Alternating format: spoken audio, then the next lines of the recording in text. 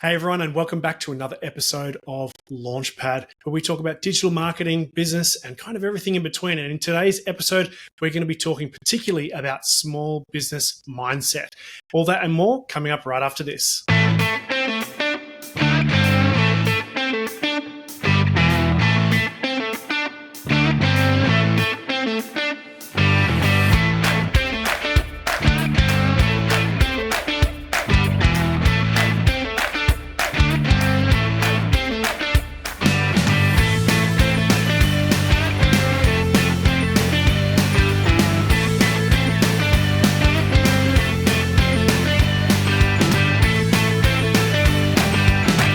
Hey everyone, welcome back. And as I said in the intro, today's episode is all about small business mindset. And as always, we're joined by the lovely Tina Hay from Puzzle Media. Thanks very much for coming again, Tina.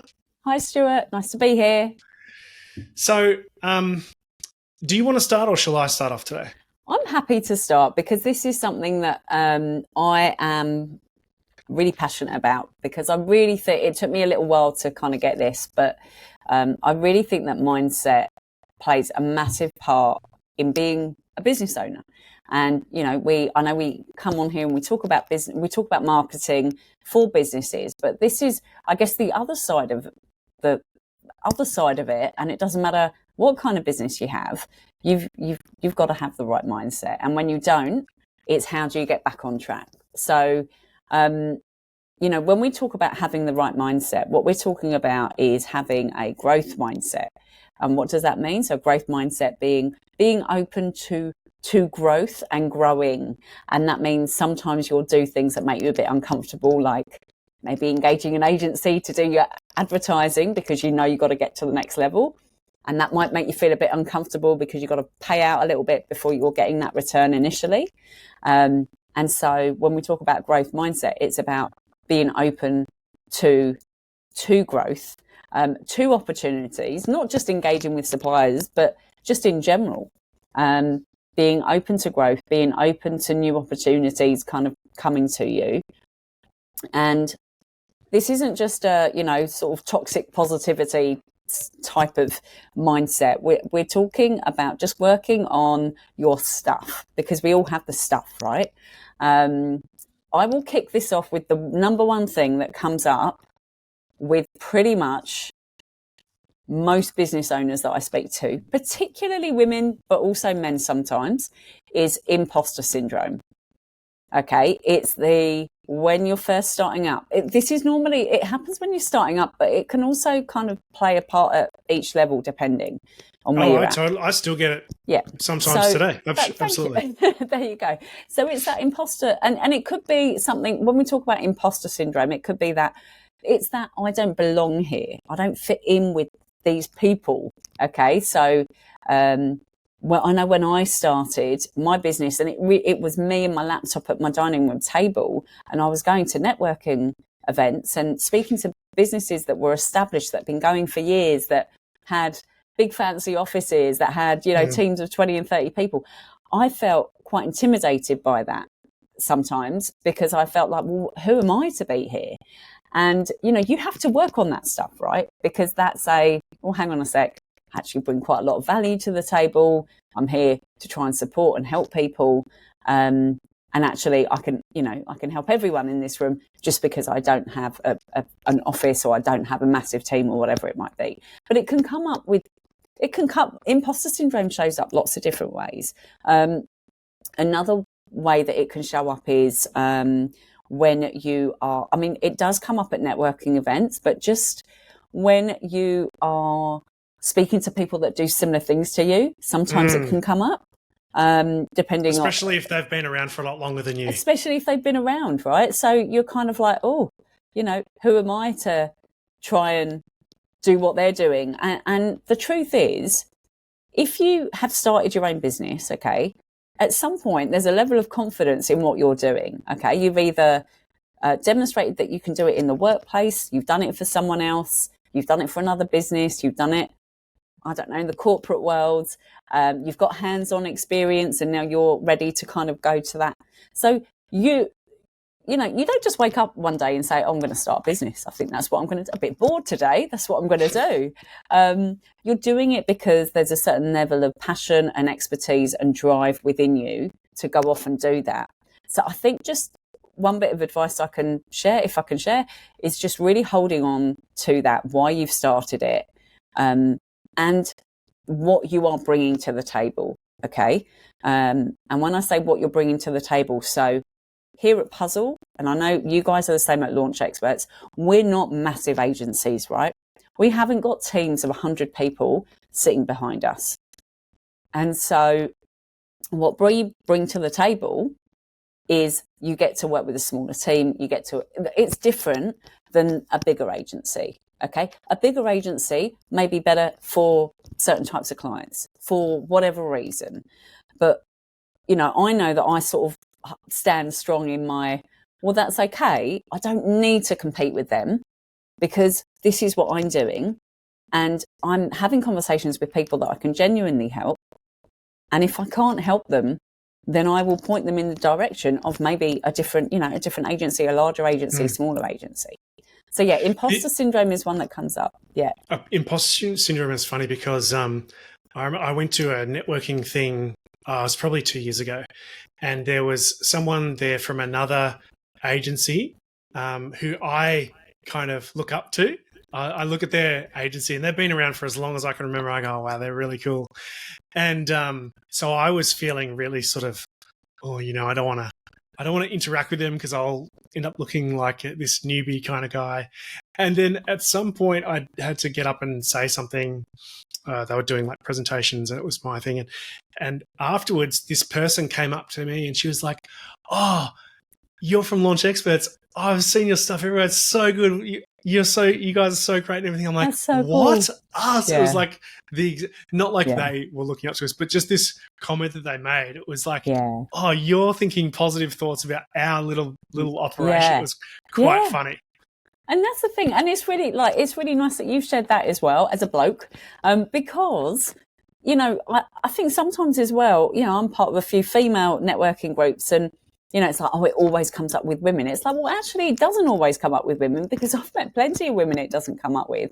But I've also met plenty of, male business owners where it does come up. So I think it's just natural to sometimes feel a bit uncomfortable in certain situations, right? It's part of the human experience. So I think we've got to remember we're not, we don't stop being human when we become a business owner. We continue being human and having all of the feels, and it's where you go to after that, because hopefully the networking event that you went to, you managed to go back to again and to build some connections with.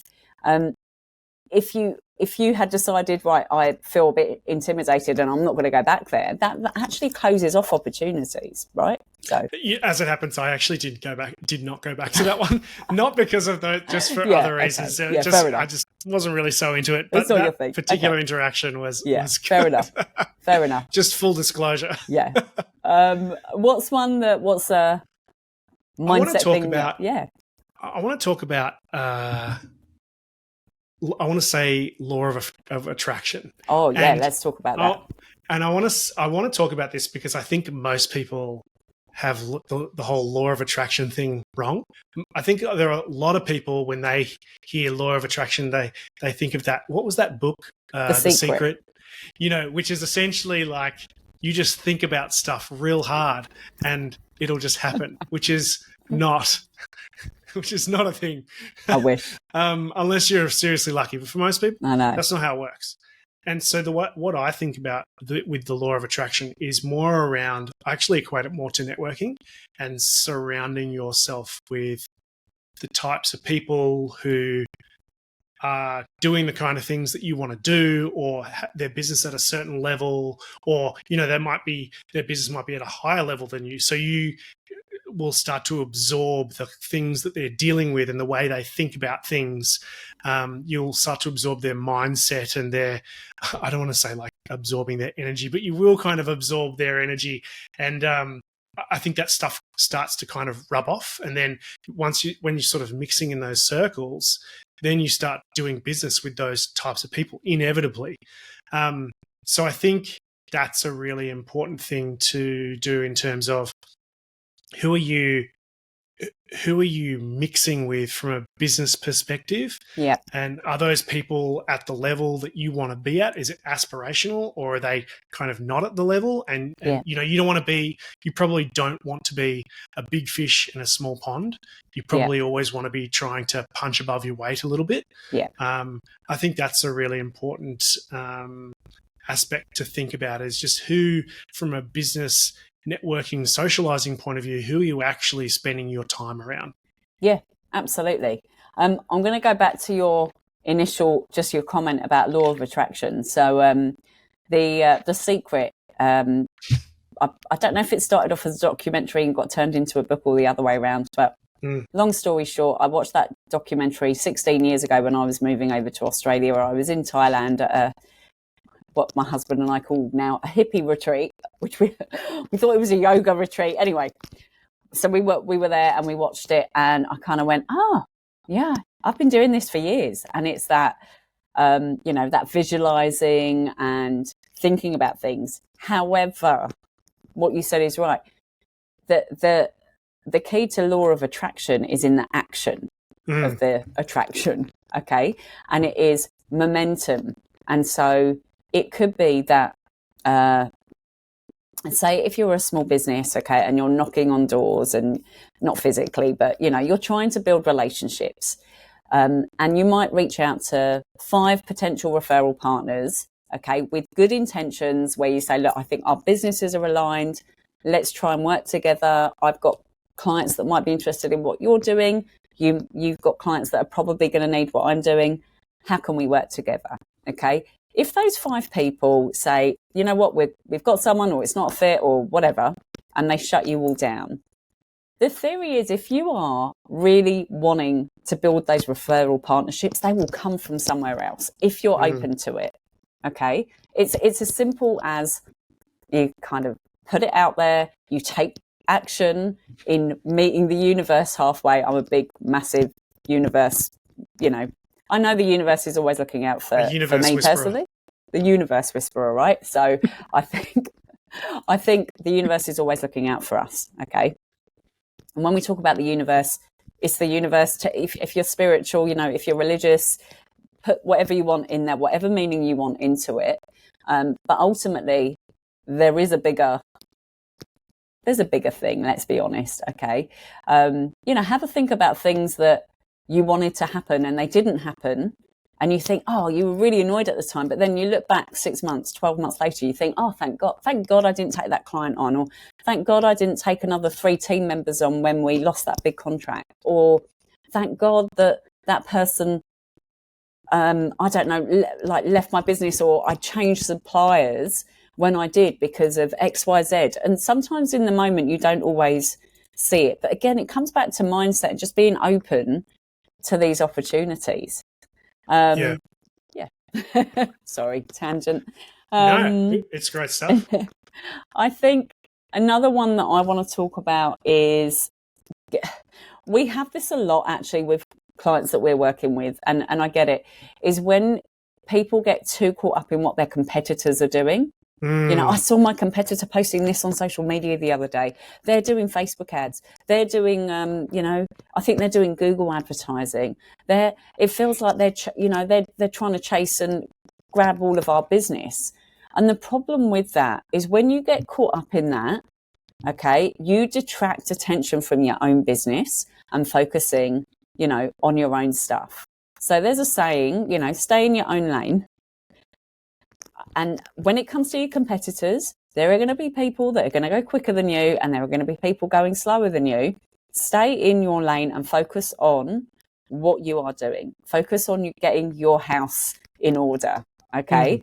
We see that, we get this a lot, and it's look, there's nothing wrong with having a look at what your competitors are doing if it's inspiring you.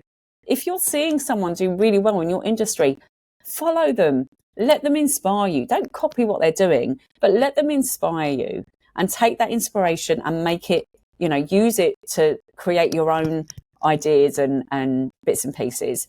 but definitely don't get caught up, because there are always going to be competitors in pretty much, unless you are a really, really niche business, most businesses are going to have competition, and that's 100% natural.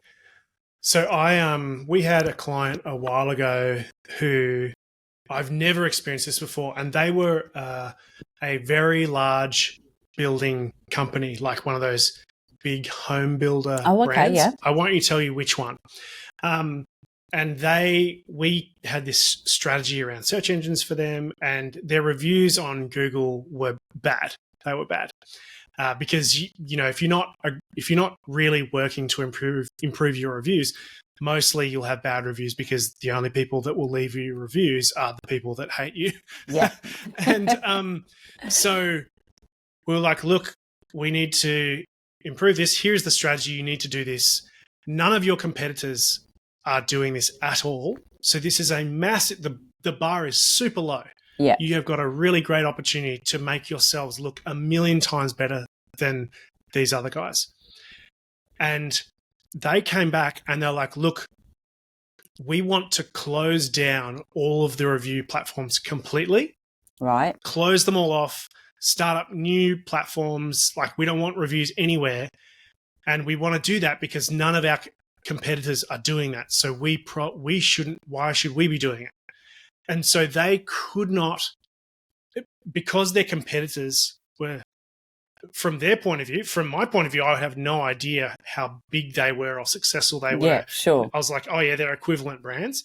But to them, these other guys were so big and established, and they just had this inferiority complex. Yeah. Like, well, if they are not doing it, then it's obviously the wrong thing to do. Right. Wow. And okay. Instead of seeing it as an opportunity to... It was this huge opportunity to really stand out and go, they could have easily had hundreds of reviews if they had have actually just probably put in a couple of months worth of hard work to actually get them. And it would have made their brand look a million times better than their competitor, but they just couldn't bring themselves to do it, essentially. It was bizarre. They were so caught up in watching these guys and what they were doing. Oh, they're doing it. That must mean it's the best way. And let me tell you, sometimes the biggest companies, they don't know what they're doing just as much, or sometimes more so than the smaller companies. Yeah, exactly, because they've got so many cooks in there, so many decision makers. Politics and all that sort of stuff happens, and it muddies the water. So the big guys don't always have it figured out. Absolutely. We had a conversation with someone maybe a couple of weeks ago now, and we're working on a social media strategy for them. And one of the things that they offer business to business services. So the focus for them really is a little bit of Facebook, but quite heavily on LinkedIn. And the question came up, should I be using Instagram and YouTube? Because I know someone that's in my industry that's using it. And it was, we kind of had that conversation. Are you going to create videos regularly? We're having those conversations with them. The answer is no, they're not creating videos regularly. So why set up a YouTube channel if you're going to put one video on there every couple of months? Probably that's not really a strategy that's going to help you move closer to your goals. But they were really caught up in this. This competitor that I know is using Instagram quite heavily, and I feel like I should be, even though, this business is quite limited on time. And so the obvious thing to do is go where most of your clients are, which is LinkedIn, as opposed to let's just try and make Instagram work for us because someone else is doing it. So it is interesting how this shows up.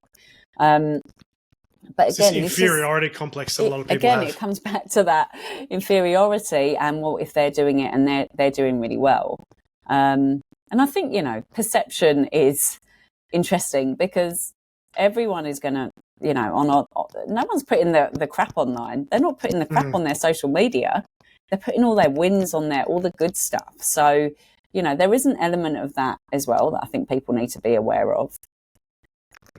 I want to shift gears and talk about R&R,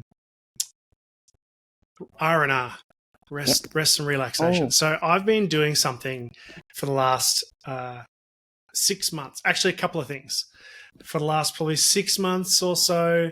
And the first one is I've started, when I have my shower in the morning, have a nice hot shower, get all clean and everything. And before I get out, I turn it on to full blast cold, 100% cold water. And I've stand under it. Now I'm just working up. I'm doing it about 20 seconds under there, which is challenging during winter time. I know. I'm never like, oh yeah, this is going to be the best. I'm always like, God damn it. You got to skip it today. It's easy during summer. During winter, it's a challenge. But I wanted to do that to improve my mental toughness and mental resilience. Now, over time, the more I do it, the more I feel disappointed if I don't do it. Yeah. So if I skip, I'm like, oh, I'm back to day zero again. It's almost like, what's that? The Alcoholics Anonymous, where you get the the certain number of days. Yeah. It's like that. I sort of go, oh, I was on like however many weeks straight, and now I blew it. That's actually been really good. Aside from the mental aspect, physically, I actually feel really amazing when I get out. So it really, if you've had a bad sleep, you are well and truly awake after 20 seconds under the cold tap, let me tell you. And I started doing that. And then I also started with this friend of mine, Tom. You met Tom? Oh, yes. Yeah. Who we had him on the pod a few weeks ago. That's right. That's right. Yes. Yeah. So him and I both went through basic training together. And just recently, like in the last year, he moved to like 10 minutes down the road from me. Oh, cool. So really frequently, we'll go down to the beach on a Saturday at like 4 a.m. And you go there and we watch the sun. We have a hot coffee. I cook it up on my little jet boiler in the back of the ute. Go take our coffee. It's pitch dark. Stand with your feet in the water, look up at the stars. At about 5:30 or whatever, the sun comes up. And then we go for a sunrise swim. And it is. So, it sounds super weird. No, it doesn't at all. It sounds amazing. It sounds amazing. It's the best part of my week. It's so much fun. That's so nice. And you get out and you feel really awesome. Sometimes I need a nap afterwards in the afternoon. Sometimes at like 2:00 after lunch, I'm like, oh, I've hit the wall. Yeah. And I'll have a 40-minute nap. But actually, a lot of the time, I'm good to go for the rest of the day. It really energizes you. Yeah. But I also think it's fun because it's super unusual and different. Because we were just talking one day and I was just like, you know what, let's go to the beach and watch the sunrise tomorrow. And he was like, seriously? I'm like, yeah, come on, let's do it. And all right. And now it's become this regular thing. And I pretty much do it every weekend unless I physically can't get there because we're away or something like that. It's been one of the best things that I've done for years for my own kind of, I guess it's a mental health thing. It's been awesome. It is. 100% it's a mental health thing. Like just getting into nature. Someone said to me once, the thing about nature, being out in nature, so being by the ocean or being out, in the bush, in the mountains, is that nature takes nothing from you. Okay, in all aspects of your life, you're giving, and nature just gives back, gives back to you, and so that's why we feel so good. Most of us. I would say I'd be hard pressed to find someone that said, yeah, I went for a swim in the ocean and I felt like crap after. But yeah, being in the ocean, being, just out in the bush, going for treks and going for walks.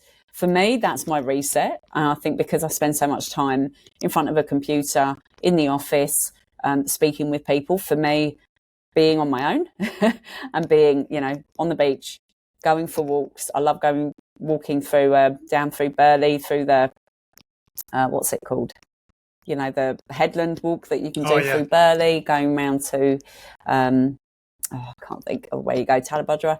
But yeah, for me, definitely I totally resonate with that because it just reset. It's like hitting reset. We were talking about boats earlier before we jumped on, and for me, like going out on the boat and being on the water, it 100% re-energizes me. The other thing I do is I meditate. Excuse me, most days I meditate. I found it really hard to get into because I've got quite a busy little brain. But I found a couple of apps, Calm being one of them, not affiliated in any way, but that is a really good one just for finding those quick meditations. And I've got a couple of other people that I've got meditations from as well over the years. And so I find for me, for someone that is super busy, business owner, mum of 3 children, running around like a headless chicken most of the time, just before I go to bed, just when I wake up, doing a meditation really helps. Sometimes I do it on my own. Sometimes I need to do the guided ones with my headphones in. So that really helps. And just immersing myself in podcasts and personal development books, and just constantly learning, not just from a business perspective, but on that mindset. Okay. And just staying focused and remembering what I need to do to get me back on track. Because the truth is, you know, things are going to come up when you're in business. Things do come up, and you kind of get off track and you forget all this. You know, you have this toolkit. I talk about a toolkit where, you know, for you, Stuart, obviously, you know, the cold showers and your Saturday mornings with Tom, you know that, okay, if you don't do that, if you don't do your Saturday morning for 2 or 3 weeks, you're going to start feeling crap, and you're not doing it because you're busy, and then you spiral. And then you've got to kind of go, hang on a sec, I've got this access to this free, may I just add, way of just resetting everything. And so it's, you know, you've got to have, all of our toolkits look a bit different, right? For me, it's my meditation, journaling, working on my mindset, you know, being out in nature. That's my reset. You know, I go for a walk every single morning with the dog out. I love it. You know, or on the day that I have an early morning networking meeting like today, I take her out in the afternoon. I have to do it every day. Like, I love it, absolutely love it. We've all got our things, so whatever it is that resonates for you. For some people, that will be going to the gym and working out and going, you know, into that kind of environment, doing exercise. But yeah, it's really important to look after, you know, your mental well-being as well. As your mindset, so kind of slightly similar, but not really. Areas. Yeah. I one other thing that I've just remembered that I started to do a while ago was, well, actually, how it came about was I dropped my phone in the pool, you know, as you do sometimes, and so obviously that was dead. Sometimes, how many times have you done that? Actually, that's the first time I've ever. I always laugh at people when they have their smashed up screens. I'm like, no, you idiot. And then I drop mine in the pool. And anyway, so somebody lent me a loaner phone just while I was getting a swap over sorted. And because, like, I'm not logged into any of my accounts on the phone, it was literally just for calls and texts and nothing else. Plus, it was an iPhone, and I'm on you're Pixel. Android, aren't so you? I didn't know how to use it anyway. And it was actually amazing because I wasn't getting notifications from Facebook and Instagram and emails and this and that. And when I'm standing in line waiting for to be served at Subway, I wasn't like doom scrolling through trash on social media. It was so weird for about, I reckon, almost 2 weeks. I would catch myself pulling out the phone and then go, oh, hang on, can't do anything on this phone anyway. Put it back in the pocket. And afterwards, I was like, oh, I actually feel really different. I feel really quiet and calmer in my head because there's not just constant stimulation and attention grabbing stuff all the time. I'm not thinking about some stupid video on Instagram that I just saw or whatever. I could actually just kind of turn my brain off. And now what I do is I have all of my phone doesn't do notifications for anything except for text messages and missed calls. I've turned all other notifications off. And I've also started a habit where I'll check my email kind of 3 times a day. I used to just sit there with it open on one screen. And so I'll be working away and then I'd say, oh, so-and-so, that email, and then, oh, I've got to switch over and do that. And you can't focus. And so I go, no, I'm going to do this thing. If it takes an hour and a half, that's what it's going to be. And then at lunch, I might check, or really I try and keep it to morning and afternoon. So really people will get, you know, at best case, probably 3 email replies from me in a day. And I'd say that's probably being generous. Because if you need to talk to me that frequently, you probably should just call me. But that has actually been really, really excellent just to be able to focus intensively on a particular work project, Yep. but also just to kind of calm things down a bit. It's been amazing. Yeah, definitely. The notifications, I turned all of mine off a few years ago, actually. So I don't get any for any social media. And a big part of that was because we started managing so many clients' social media pages. And it You're getting was pinged for stuff that doesn't even me, relate to you. It was just too, and that ping is that, so it's just text messages and calls. That's it. Not even messenger messages, nothing. The emails, I used to do that. But it's a good reminder. I'm going to go back to doing that because, yes, that's a good one. Really good one. Thank you. I'm out of things to talk about. We could talk about this for ages, but I think that's a lot of tips that we've shared from our own experiences as well. So hopefully our listeners have taken away some good little points there. I think it's been a good one. I think some of these things that we've talked about, well, I'd like to think that people listening would get something out of these. I hope so. Some of these have been really transformative for me. When I come home from my beach sessions, granted, I'm not a coffee drinker, but I tend to have 2 coffees in the morning on that day. And so I come home and I'm like, oh, you should have seen the sunrise. Oh, it's so good. And Rhiannon's like, just shut up. But I'm so jazzed and ramped up for the rest of the day. It's been really, really that's awesome. good. Some of these things help a lot. So love it. May as well wrap it up there, guys. This is, well, actually, that's perfect because 31 minutes. That's all we have time for in this episode of Launchpad. And you can tune in every week, hear me and Tina rambling on about mindset or marketing or, whatever we feel like at the end of the day. I keep making the joke that this is kind of a therapy session, and it feels like it's sort of going down that path. I'm fine with it. Hey, people seem to be watching it, so I guess it's working for somebody. Exactly. Make sure that you can tune in on your favorite podcast platform like Spotify or iTunes or Google Podcasts or whatever you want. We're on all the major ones. And thank you again, obviously, Tina, for joining us as my special illustrious co-host. Thank you for having me. Illustrious, is that a word? Did I just make up a word? I think so. I don't know. I'm pretty sure. You're a VIP for sure. There you go, VIP. I like that. So, as I said, tune in next week. We'll be talking about more stimulating topics as usual, and we'll see you next time on Launchpad.